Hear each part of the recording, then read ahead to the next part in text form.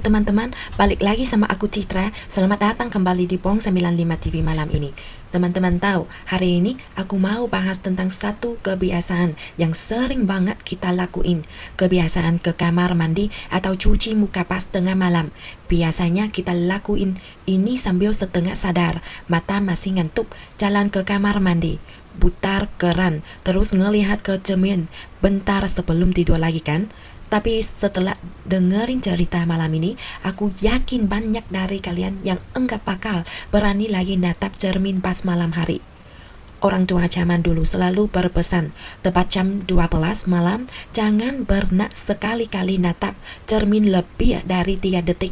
Cermin itu bukan sekadar barang buat ngaca, tapi kayak kain membatas tipis antara dunia nyata dan dunia gaib. Dan kadang-kadang bayangan yang kalian lihat di cermin itu belum tentu bantulan asli di kalian. Bisa jadi itu sosok lain yang lagi sembunyi di dalam, nginget wajah kalian, dan begitu dia berhasil keluar, dia bakal neror kalian sampai kalian gila. Yuk, matiin lampu kamar kalian, tarik selimut yang rapat, dan mari kita mulai cerita mengerikan ini.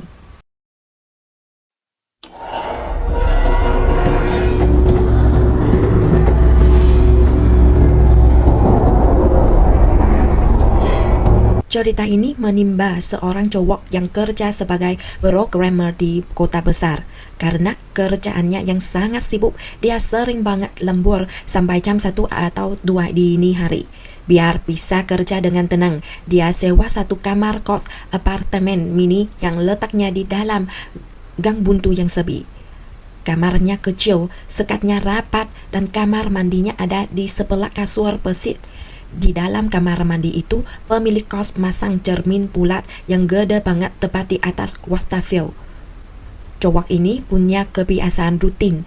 Tiap habis beberapa jam natap laptop, dia bakal bangun ke kamar mandi buat cuci muka pakai air dingin biar segar dan bisa lanjut kerja.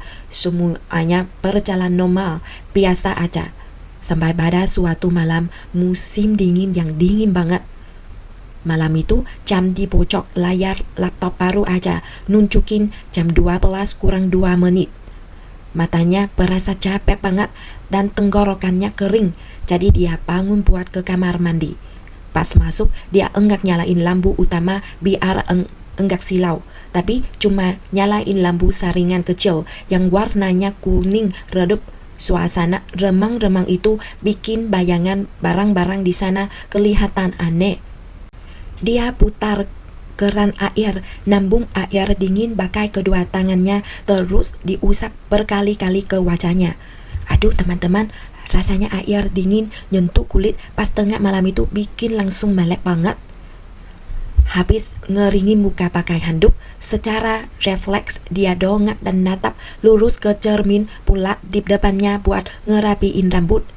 Di luar kamar, jam dinding berdentang tepat jam 12 malam. Dia melihat ke cermin, 1 detik lewat, 2 detik lewat, pas detik ketiga, baru aja dia mau balik badan keluar. Tiba-tiba seluruh badannya kaku. Ada hawa dingin yang menusuk dari telapak kaki langsung naik ke ujung kepala. Dia sadar ada yang enggak beres, ada keanehan yang mengerikan lagi kejadian tepat di depan matanya. Waktu itu karena dia lagi kedinginan, bahunya enggak bungkuk dan kepalanya miring ke kiri. Tapi bayangan dia yang ada di dalam cermin sama sekali enggak miring. Bayangan itu berdiri tegak lurus, bahunya diam dan kedua tangannya tergantung kaku di samping badan. Sosok di cermin itu lagi natap lurus ke arah dia dengan pandangan kosong, dingin, dan enggak ada hawa kehidupan sama sekali. Dia shock, mikir kalau dia kecapekan lembur jadi matanya berkunang-kunang. Dia sengaja ngangkat tangan kanannya buat dadak-dadak di depan cermin. Tapi bayangan di cermin tetap diam. Sosok itu enggak ngikutin gerakan tangannya. Jantungnya langsung degam parah, rasanya kayak mau copot. Karena ketakutan, dia mundur selangkah buat keluar dari kamar mandi.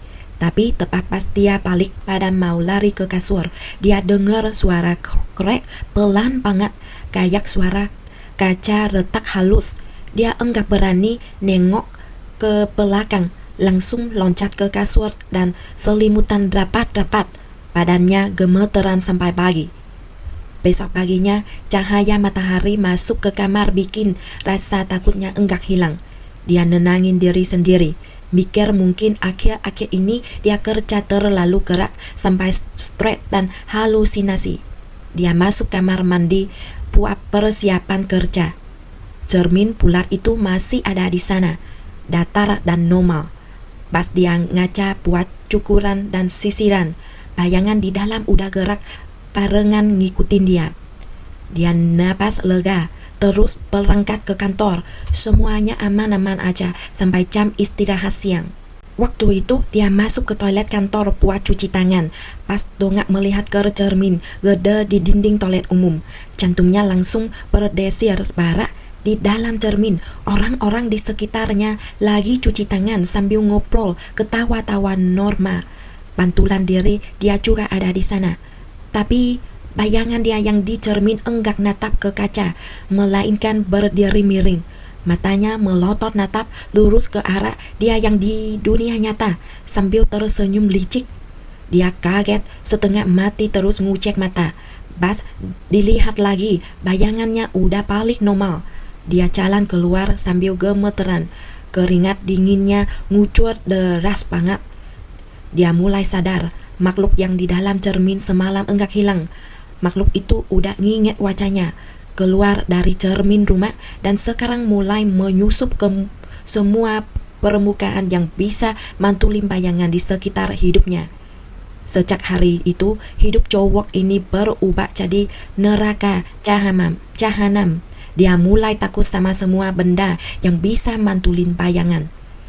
Tiap kali dia jalan kaki di luar, pas lewat di depan toko baju yang pintunya kaca gede. Pas dia lirik ke dalam, semua orang di dalam kaca jalan maju ke depan. Tapi cuma bayangan dia sendiri yang berdiri matung di tempat, muter kepala ngelihatin dia dengan pandangan penuh dendam. Pas dia ngeluarin HP buat cek pesan, layar HP yang lagi mati tiba-tiba nunjukin wajah pucat dari bayangan itu. Sosok itu nempel di layar dari dalam, kayak mau mencepol kaca HP buat keluar. Dia enggak berani ngaca, enggak berani pakai HP. Bahkan dia sampai pakai lakban hitam buat nutupin semua kaca dan cermin yang ada di kamarnya. Dia ngurung diri dalam kegelapan. Mentanya hancur dan trauma parah. Dia jadi linglung, rambutnya acak-acakan. Tiap hari cuma bisa ngomong sendiri. Dia lagi ngelihatin aku, dia ada di mana-mana. Puncak kengerian terjadi di malam ke-7 setelah kejadian itu. Malam itu hujan badai, angin ribut, petir menyambar di luar jendela. Dia gegoleran ketakutan di kasur, selimutan tebal dari ujung kepala sampai kaki. Dia enggak berani nongolin muka karena takut kilatan petir bakal mantul di kaca kamarnya. Kamarnya gelap gulita, cuma ada suara hujan deras. Tiba-tiba HP yang dia taruh di sebelah pantal menyala sendiri. Padahal udah dia matiin total dari lama. Tit. Layar HP ngeluarin cahaya putih kebiruan yang mistis. Aplikasi kamera depan otomatis kebuka sendiri. Cowok itu langsung meluk kepala sambil nangis sesenggukan di dalam selimut. Kedua kupingnya ditutup rapat, tapi di tengah keheningan muncul suara notifikasi dari HP. Wajah terdeteksi dalam bingkai. Karena penasaran yang bodoh, dia buka selimutnya dikit buat mengintip ke layar HP yang lagi berdiri di ujung kasur. Di layar HP nampilin rekaman kamera depan yang lagi ngarah ke kamarnya. Dia bisa melihat dirinya sendiri lagi selimutan di kasur. Tapi yang ngeri, di dalam layar HP itu tepat di belakang punggungnya ada bayangan hitam bekat lagi ngerengkak di atas kasur, dan kedua tangannya yang kurus kering lagi nyengkerem bahunya kuat-kuat. Sosok itu ngangkat wajahnya yang pucat tanpa bentuk wajah yang jelas. Mata hitam legamnya natap lurus ke kamera HP sambil tersenyum menyeringai. Lepar banget. Dia teriak histeris ketakutan. Langsung ngelempar HP-nya kencang-kencang ke pojok tembok. HP-nya hancur lebur. Layarnya mati total. Kamarnya kembali gelap gulita. Dia panik luar biasa. Mundur sampai mentok di sudut kasur. Tangannya raba-raba di kegelapan. Tapi pas punggungnya nyentuh dinding, dia ngerasa ada hawa dingin yang luar biasa menusuk kulitnya. Dinding di belakang punggungnya entah sejak kapan udah berubah jadi permukaan kaca yang dinginnya kayak air es. Kabut hitam bekat keluar merembes dari dinding kaca itu, ngelilit kedua pergelangan tangannya. Dari kegelapan, bayangan rusak itu perlahan jalan keluar menembus dinding kaca. Dia udah enggak di dalam cermin lagi. Dia udah benar-benar keluar ke dunia nyata. Sosok itu berdiri tegap di depan si cowok. Tangannya yang kurus kotor, penuh darah ngelus-ngelus wajah si cowok yang lagi nangis histeris. Terus nempel di kupingnya sambil berbisik pakai suara asli si cowok, tapi kedengarannya berat dan rusak. "Kamu mau sembunyi kemana? Aku kan kamu." Besok paginya, warga sekitar dengar suara barang-barang dihancurin dari dalam kamar kos itu. Jadi mereka lapor pemilik kos buat buka pintu. Pas pintu ditoprak, semua orang langsung shock melihat pemandangan di dalam. Cowok programmer itu lagi duduk melup lutut di pojok kamar. Matanya melotot kosong, enggak ada isi. Mulutnya terus ngomong hal-hal enggak jelas. Semua kuku jarinya udah patah hancur, berdarah-darah karena ngegaruk dinding. Dia udah gila total. Yang anehnya, di semua cermin dan kaca di kamar yang tadinya dia kapan hitam, lapannya udah robek-robek lepas. Dan di permukaan cermin-cermin itu penuh sama bekas garukan kuku dari arah dalam keluar. Seolah-olah ada sekumpulan setan yang baru aja ngecepol keluar dari sana. Dia langsung dibawa ke rumah sakit jiwa dalam kondisi koma mental yang parah. Sekarang tiap kali dia lewat di depan ruangan yang ada pintu kacanya, dia bakal teriak histeris, terus coba ngebenturin kepalanya ke tembok buat bunuh diri.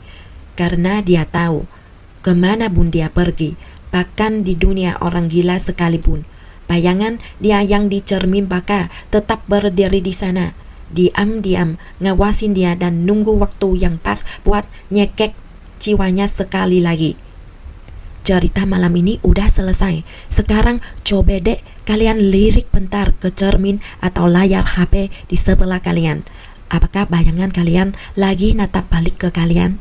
Cerita tentang teror cermin ini jadi peringatan keras buat kita yang suka begadang dan hobi ngaca pas malam hari.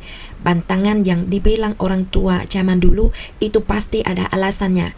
Dan kadang rasa penasaran kita harus dibayar mahal sama kewarasan kita sendiri. Gimana menurut teman-teman di Indonesia tentang cerita bayangan angker ini? Kasih tahu pendapat kalian di kolom komentar. Jangan lupa klik tombol like, share video ini, dan subscribe channel Pong95 TV buat dukung aku terus. Selamat tidur teman-teman, dan ingat malam ini sebelum tidur jangan terlalu lama natap bayangan kalian di cermin ya. Dadah.